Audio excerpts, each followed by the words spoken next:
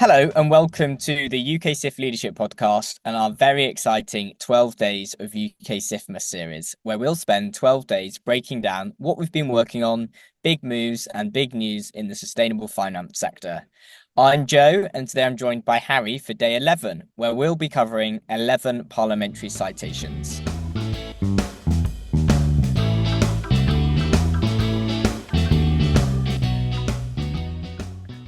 So, to kick us off, Harry, can you tell us a bit about your background in Parliament before joining UKSIF and a bit about what we do as the public affairs team at UKSIF? Sure. Thanks very much, Joe, and thanks for having me on. So my background before I joined UKSIF was in Parliament. I spent about 4.5 years working there for various Conservative MPs, as well as for a group called the Policy Research Unit, which supported the work of around 300 Conservative MPs. And in Parliament, I was a parliamentary assistant, a senior parliamentary assistant, and a parliamentary advisor. All names for a job that largely does the same thing, which is supporting the work of an MP's office, focusing on the parliamentary side of things. So that could have been helping them prepare for debates, other parliamentary business like parliamentary questions and select committees, lots of research, but then also there was a bit more sort of constituency focused stuff, helping them prepare for, visits with significant businesses in their area, any sort of town hall meetings they might have done on big topical issues. And then also, again, in Westminster, if they're working on a particular sort of topical policy issues. It might have been helping them prepare for meetings with ministers, that sort of thing. So yeah, quite a broad role, very interesting and a very interesting time to have been there. So I joined Parliament just before the 2019 general election, and I left just before the 2024 general election. So in my time in Parliament, I saw the end of Brexit, the start and the duration of the COVID pandemic, the start of the war in Ukraine, and the energy price spike and inflation.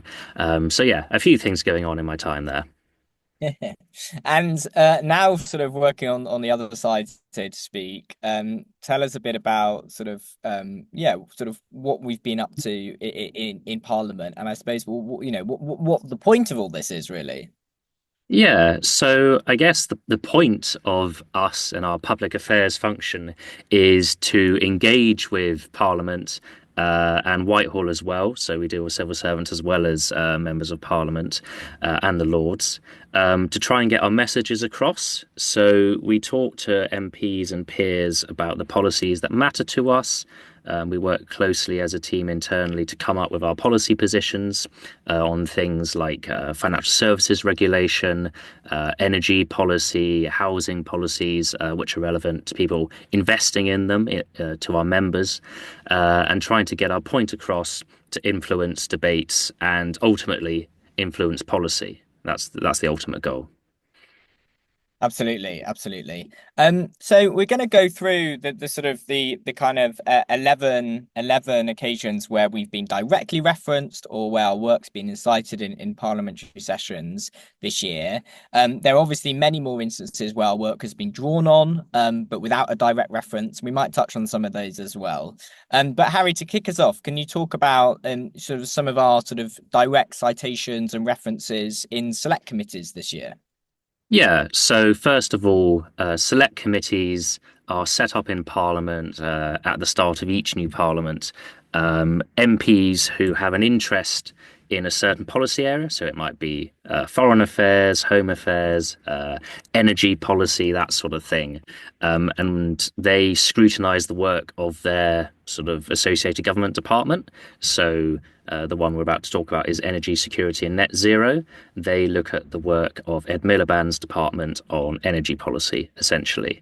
And they're important for them because they hold ministers to account, and also they can sort of help shift the debate. So they run their own inquiries into things, one-off ad hoc evidence sessions on important issues. So, for example, I think there's been some of those on the Business and Trade Committee on the post office scandal. There was one recently about Great British Energy, which we're about to talk about. But yeah, it's important to sort of have a line in with these people because they they help set the debate essentially. And so recently we were invited in to do a briefing with the chair of the Energy Security and Net Zero Select Committee, Bill Esterson. He's been in post for a couple of months now, I think. They were all recently elected again for the memberships of the select committees. And as I said, they were doing a session with the incoming chair of Great British Energy, Jürgen Mayer, who used to run Siemens UK, basically trying to find out from him what he thinks GB Energy should be doing, which is very important to our members and investors because, of course, there's been a bit of uncertainty, I think it's fair to say, over what exactly GB Energy will be doing. Some concerns that they might have some sort of unfair competition in the market if they seek to invest in things like onshore wind and solar, which are already quite well developed. If, essentially the government is going to invest in that sort of thing, is that unfair competition? So we've been trying to influence the debate to shift it away from that. So our session with Bill came 1 week before this session with Jürgen Mayer, so it was very well timed. We were in Parliament talking to him for about an hour or so, as well as various clerks who support his work on the committee, briefing him on what sustainable finance is and why it matters to the energy sector. And we were able to get in with some suggested questions, which we sent over to him and other members of the committee ahead of this session with Jürgen Mayer. And they ended up asking basically all the questions that we sent them. And I was watching the session with Jürgen live, and it was very encouraging that our questions were asked on sort of how GB Energy can crowd in more private investment and avoid crowding out private investment if they were to do certain things. And it was actually a very encouraging session. Lots of the things that Jürgen Mayer was saying were essentially our policy positions, which I think will be quite reassuring for our members and other investors in the sector. Absolutely, absolutely. And Harry, do you want to touch on maybe some of the wider work we've done on sort of select committees this year? Yeah, absolutely. So we don't just engage with the Energy Security Net Zero Select Committee. We also talk to the Treasury Select Committee. So we've sent in a few responses to calls for evidence that they've done on relevant inquiries for our work. But one particular example was we actually were called in to give oral evidence. Our CEO, James Alexander, was called in to give oral evidence for the Work and Pensions Select Committee. They were doing some work on fiduciary duty and basically whether pension trustees should or should not look at climate risk as a relevant financial consideration. Our position is that they should.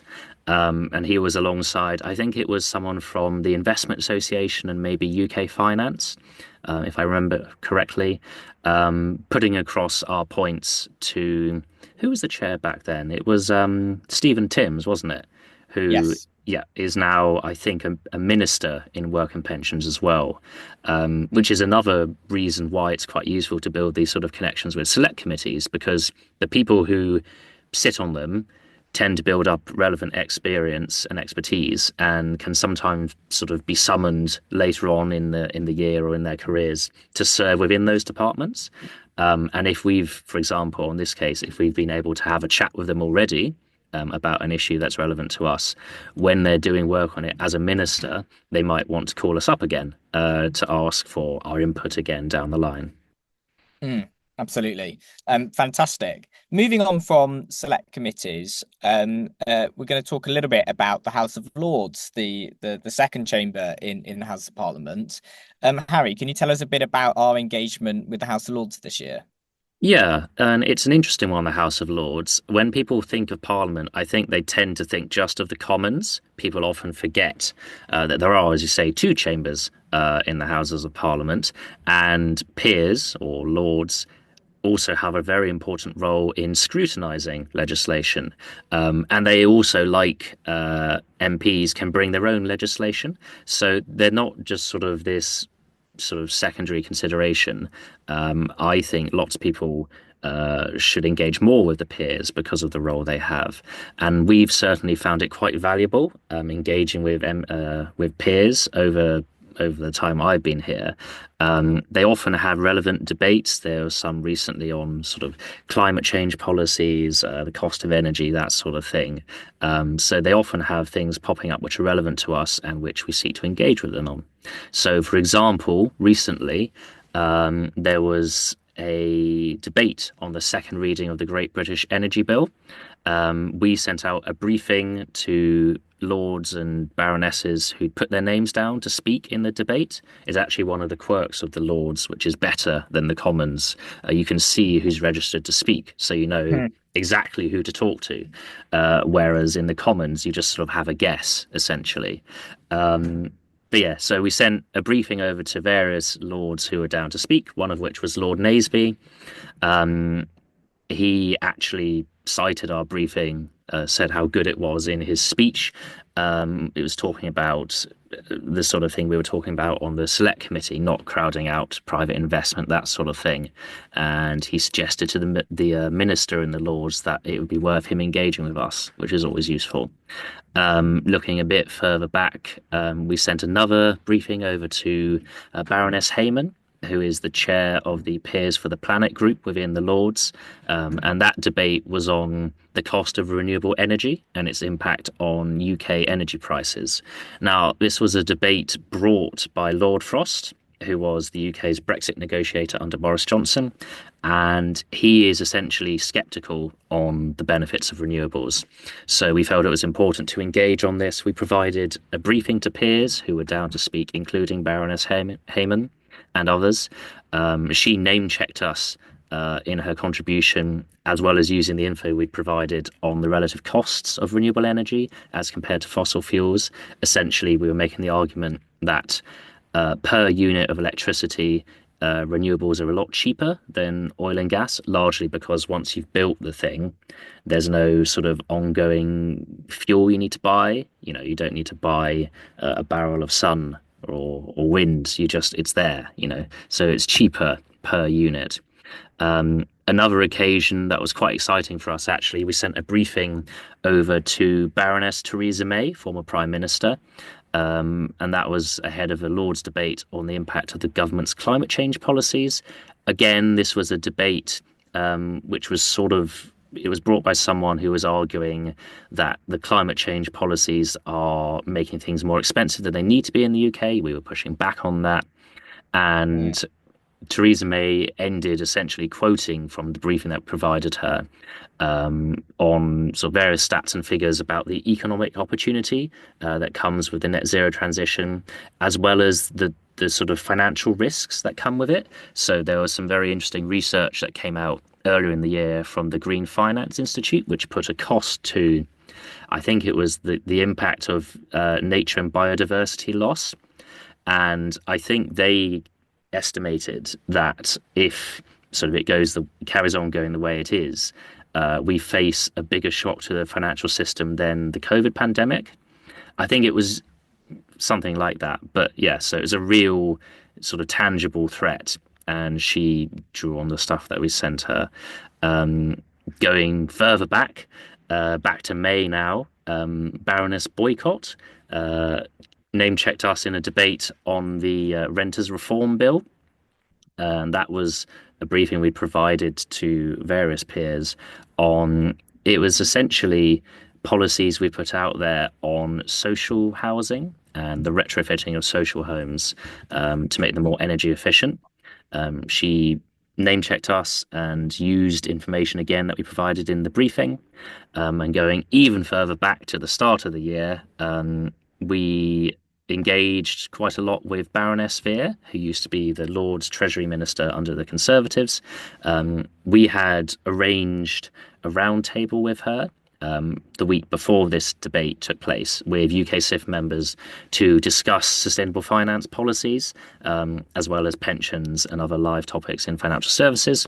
And during the debate, she was asked about fiduciary duty and the Financial Markets Law Committee's work on how climate change should be accounted for. And she referred to us and the roundtable that we'd arranged the week before. Hmm.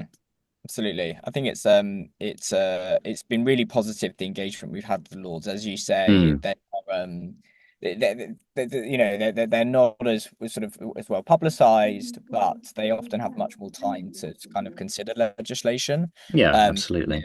the engagement we've had has been absolutely fantastic. In terms of Parliament itself, then, I know we've had a great deal of success speaking with MPs and providing with briefings ahead of parliamentary questions. Could you talk to us a little bit about the work we've done there? Yeah, so each department has a regular session, which is oral parliamentary questions, and that is an opportunity for MPs who aren't members of select committees to sort of scrutinise their work and ask relevant questions. Mm, Um, and sort of MPs put their names down on a ballot and they get drawn. I think it's about a week before the session. So they have a chance to ask a question directly to the minister or the secretary of state, which might be relevant to their constituency or part of an interest that they've developed during their time in Parliament or before their time in Parliament.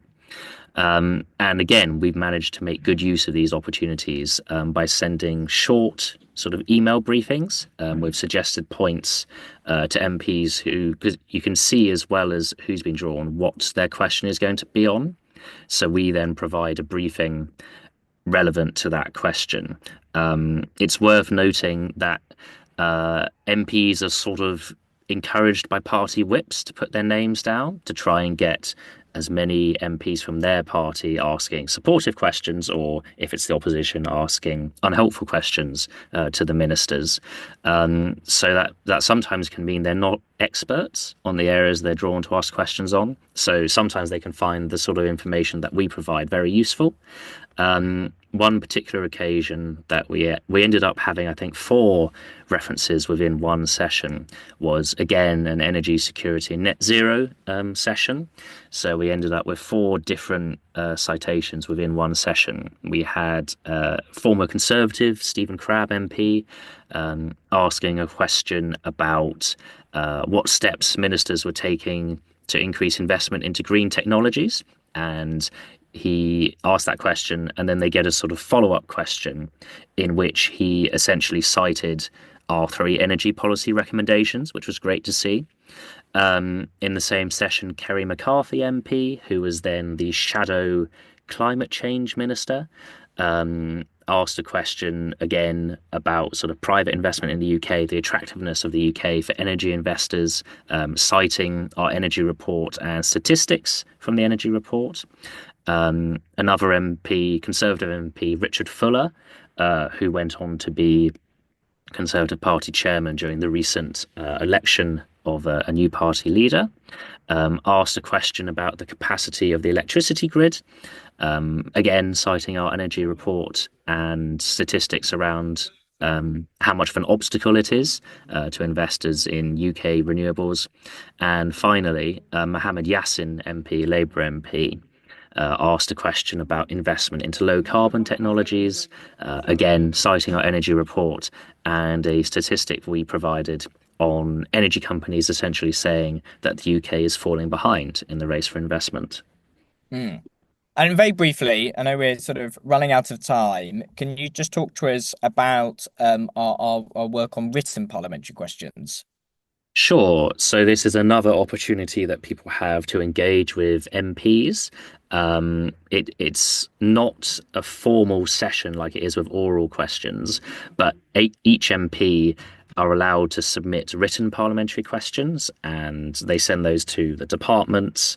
And I think they have to provide an answer within a certain time frame.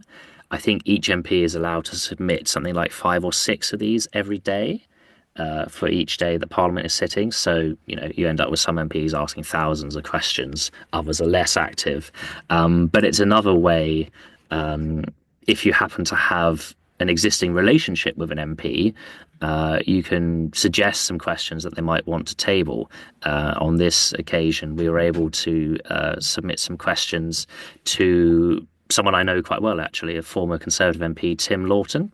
Now, he had done quite a lot of work on environmental issues and renewable energy in his constituency. There's the a big offshore wind farm off the coast of his constituency, which is Rampion, which I think is possibly the second largest offshore wind farm in the UK, something like that. But anyway, he's quite supportive of the sort of things that we're looking for.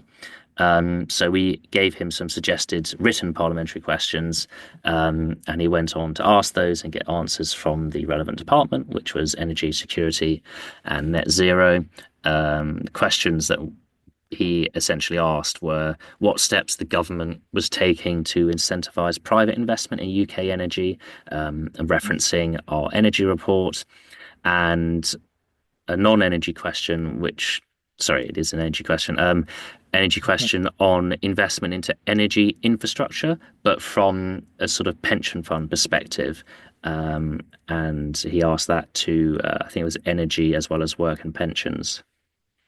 Fantastic, brilliant, and I think that that brings us to the end of today.